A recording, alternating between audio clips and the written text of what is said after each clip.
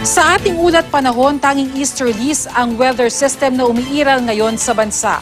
Ayon sa Pag-asa, magdadala ito ng maalinsangang panahon sa malaking bahagi ng bansa.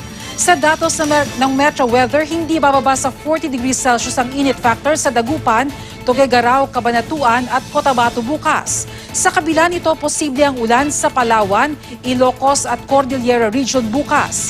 Sa Visayas, halos walang tsansa ng ulan. Asahan din ang ulan sa Northern Mindanao, Zamboanga Peninsula, Soc-Sargen at ARMM Region bukas ng hapon. Yan ang latest mula sa GMA Weather.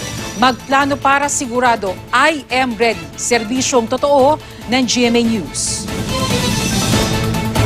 Para sa iba pang balita, bisitahin lang ang aming website at official social media accounts.